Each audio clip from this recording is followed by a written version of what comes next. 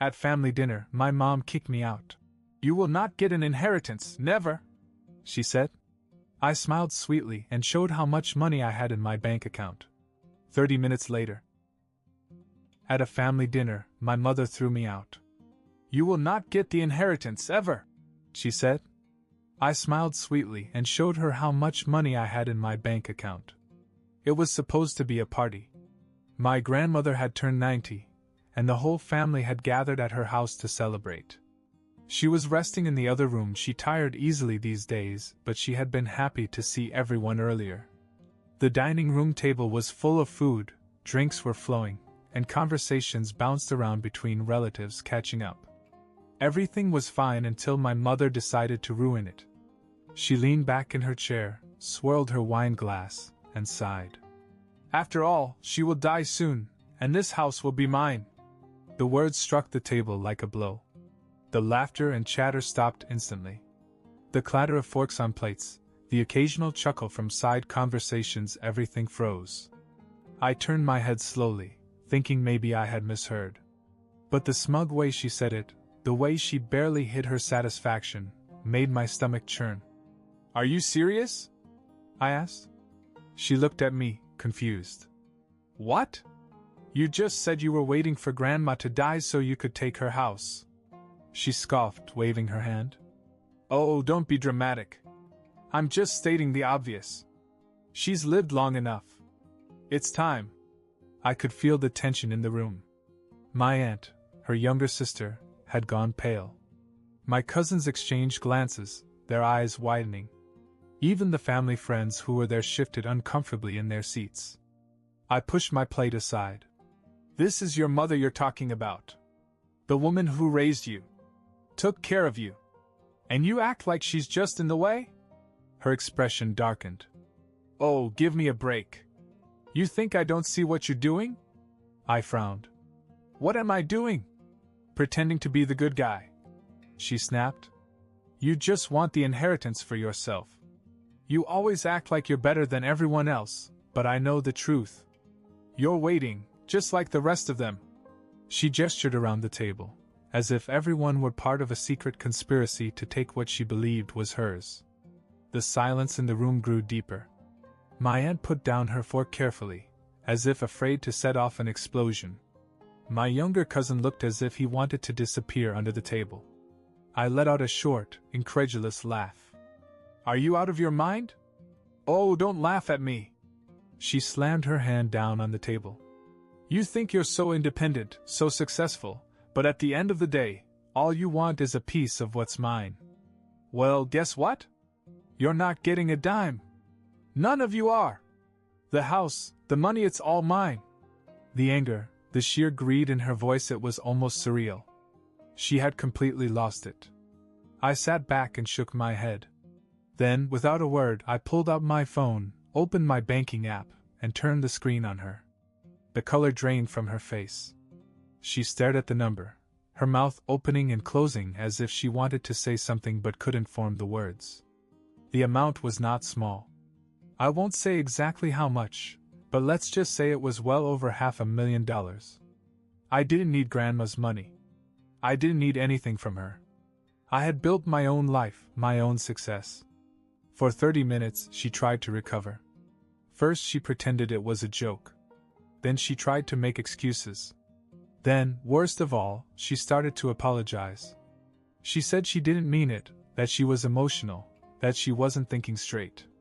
She even had the nerve to say that she could use my help with something, some financial problems she was having. I stood up and pushed back my chair.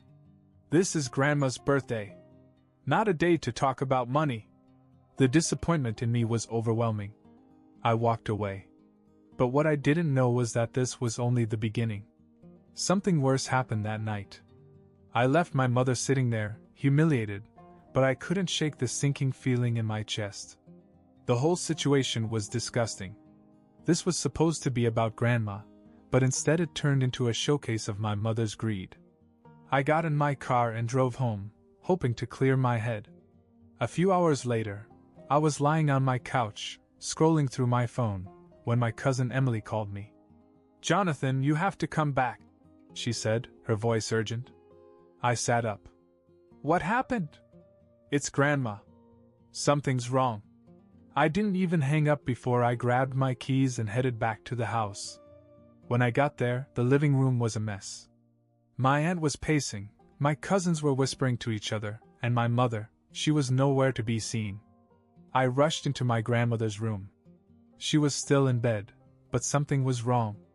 She looked weak, more pale than usual. My aunt was kneeling beside her, holding her hand. What happened? I asked. My aunt looked up, her eyes red. She collapsed right after you left. She was fine, and then suddenly, she just went quiet.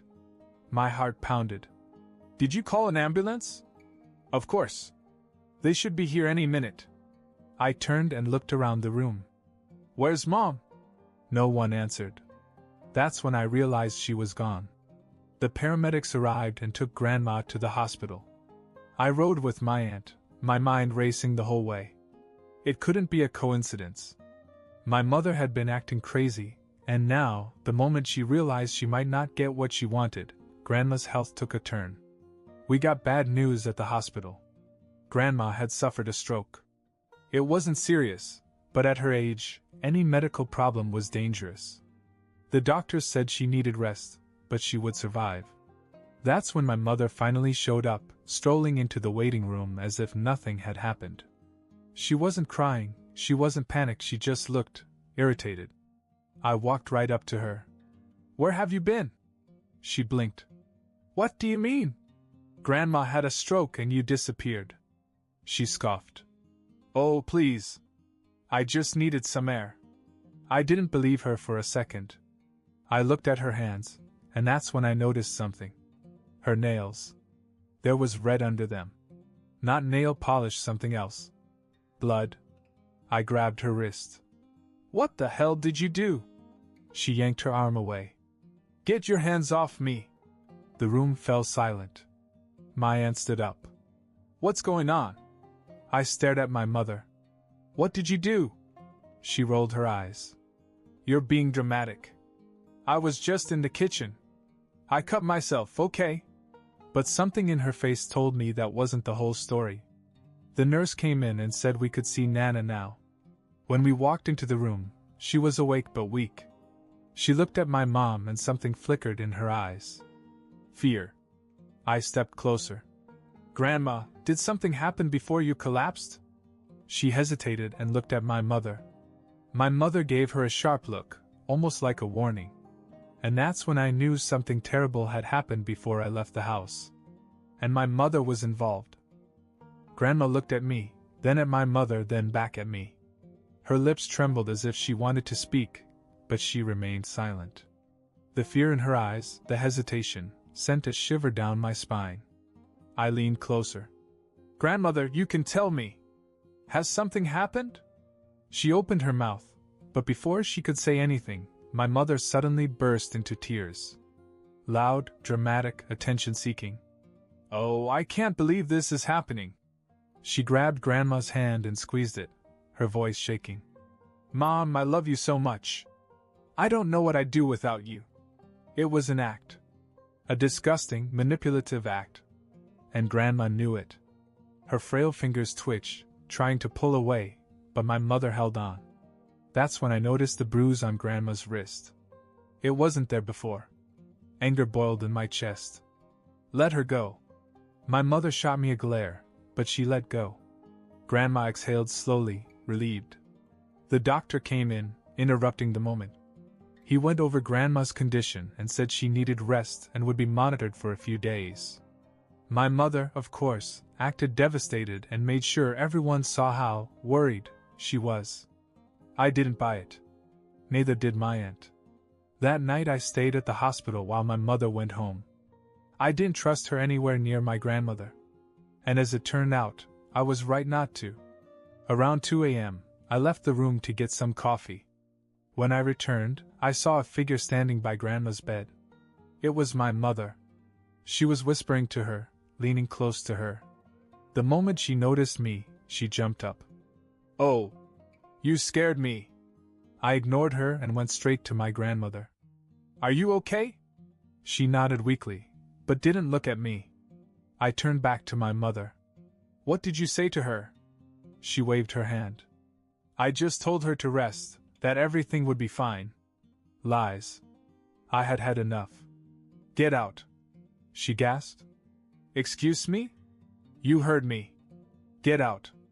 You don't care about Grandma. All you care about is her money. And I don't trust you around her. She scoffed. Oh, don't be ridiculous. I stepped closer and lowered my voice. I've seen the bruises on her wrist. For a split second, her mask slipped.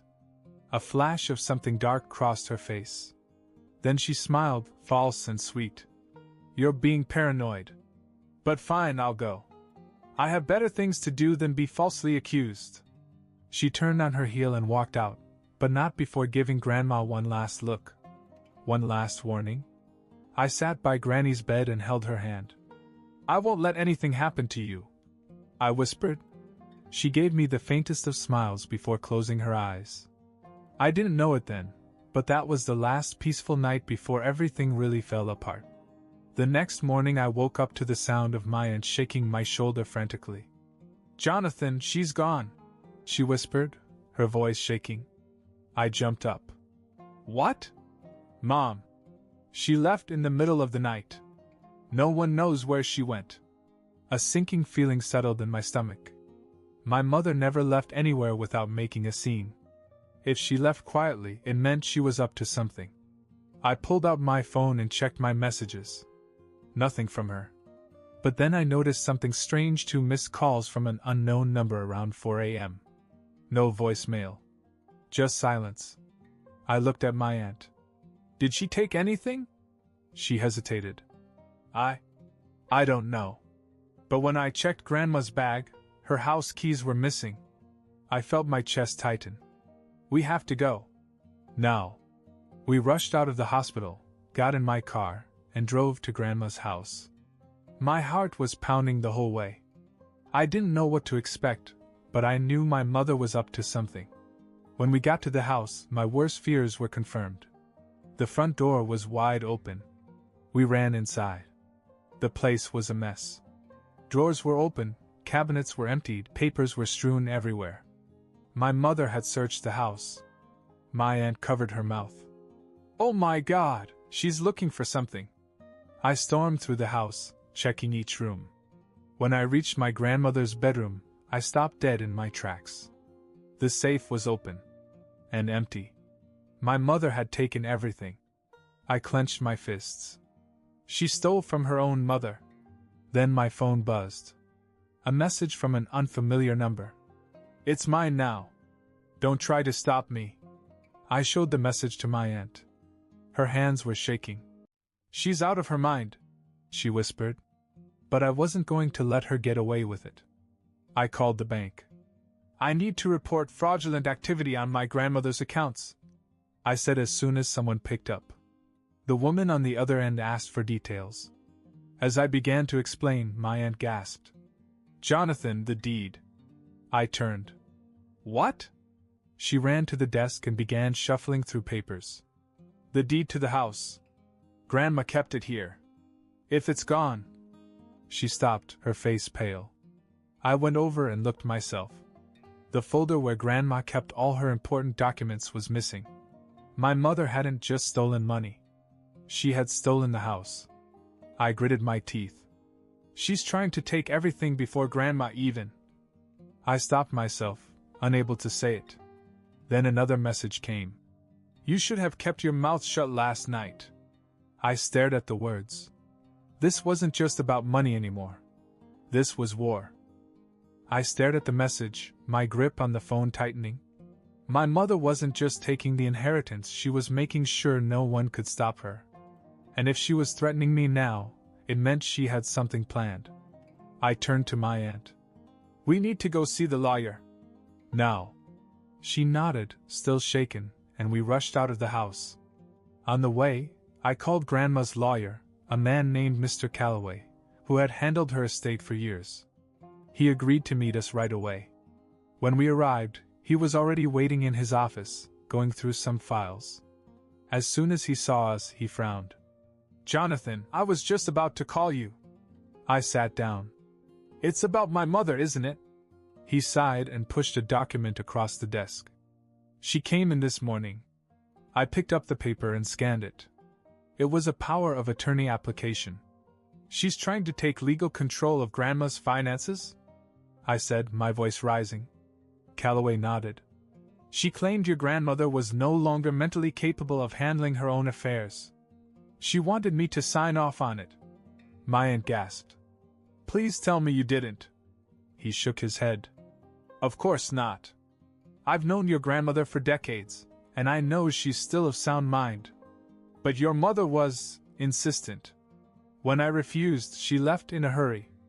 And now that I see you here, I guess she hasn't stopped."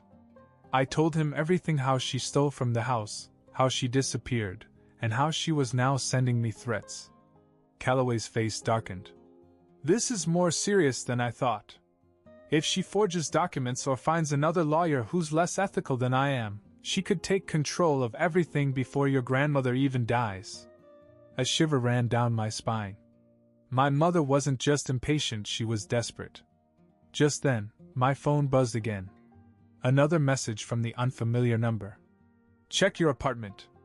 Enjoy the surprise." I shot out of my chair. My apartment. I grabbed my aunt's arm. "We have to go. Now." We ran to my apartment, and as soon as we got there, I knew something was wrong. The door was ajar. I hesitated for half a second, then pushed it open. The sight that greeted me made me sick to my stomach. My apartment had been trashed. Furniture overturned. Drawers pulled out. Clothes ripped from my closet. My laptop was gone. My safe where I kept personal documents was open and empty.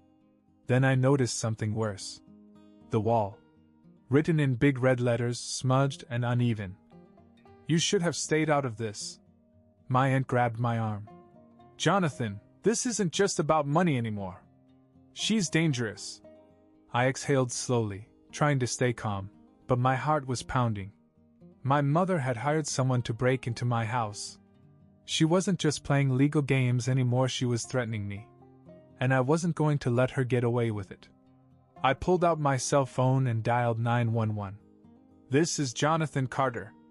I need to report a burglary. And I have a strong suspicion that I know exactly who's behind it." My mother stood there clutching the disinheritance papers, her face pale as a sheet. The weight of what had just happened finally began to sink in. She wasn't just losing access to Nana's money, she was losing everything. My aunt crossed her arms. "Looks like all your scheming was for nothing. You can't do this," my mother whispered, shaking her head. "This isn't fair." I stepped forward. "Fair? You want to talk about fair? After you treated Grandma like a burden? After you stole from her while she was still alive? After you tried to rob us all blind?"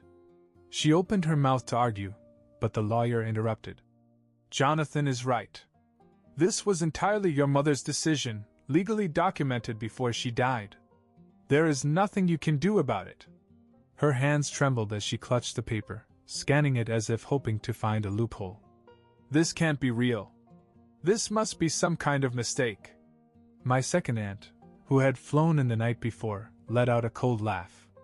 "No, the mistake was thinking you could get away with it. You sat there and waited for Mom to die so you could take everything. You treated her like an obstacle, not like family.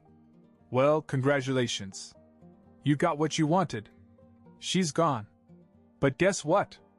You're left with nothing." My mother's mouth opened and closed, but no words came out. My aunt wasn't done. "We may not have been able to stop you from treating her like garbage while she was alive, but we sure as hell aren't going to let you profit from it." My mother let out a short, bitter laugh. "Oh, so what? You think you all deserve it more than me? Do you?" She pointed at me. "Mr. High and Mighty with his fancy bank account? You think you can just kick me out of my own mother's estate?" I smiled. "I don't need Nana's money. I never did. But I'll tell you this, you're not getting a damn cent of it either." Then the lawyer spoke again, his voice calm but firm. I should also inform you that per your mother's last request, you must vacate her home immediately. Any further attempts to claim ownership will be met with legal action. Silence. Complete, suffocating silence. My mother began to shake her head, her breath coming in short gasps. No, no, no, no! You can't kick me out of my own house. My first aunt gave her a sharp look. It's not your home. It never was. You've all turned against me, she shouted. You! Before she could finish, my second aunt grabbed the papers out of her hands and tore them in half. Not the legal ones, the copies my mother had brought. The ones she thought she could use to manipulate the situation. Looks like you don't have a leg to stand on anymore, my aunt said coldly. My mother's face twisted in pure rage. You think I need any of you? Fine. I'll go. But don't come crawling back when you realize I was right. We all just stared at her. No one spoke. No one stopped her. And that's when it hit her. For the first time in her life, she had nothing. No money. No home. No one by her side. After everything was settled, my aunts took possession of the house. They didn't sell it or renovate it into something unrecognizable. Instead, they kept it almost exactly the way Grandma would have wanted it. The old family photos stayed on the walls, the furniture barely moved, and even the backyard garden was still carefully tended. The only difference? The energy inside. It wasn't a house filled with tension, greed, or whispered resentment anymore. It became a home again. A place where we could all come together, not out of obligation, but because we truly wanted to. Now, every couple of weeks, my aunts invite me over. Sometimes it's just for coffee, sometimes for a full dinner. My cousins come over often, and on special occasions we get out Grandma's old recipes and cook together. It's funny, after all the fights over the house, it ended up exactly where it belonged. Not with one person hoarding it, but with the family, shared the way Grandma would have wanted it. And my mother? She found a man. A man with some money, though from what I hear not nearly as much as she had hoped. She's living with him now, apparently trying to get back to the life she thought she deserved. I don't keep tabs on her, but I hear things from time to time through the extended family. She hasn't changed, still as bitter and manipulative as ever, but the difference is that no one in the family listens to her anymore. She's on the outside now. And I think that's what bothers her the most. Not losing the house. Not losing the money. But to lose the power she thought she had over us. My aunts got the house, and our family, the real family, got to move on without her poison dragging us down. And honestly, I think it's the best legacy we could have asked for.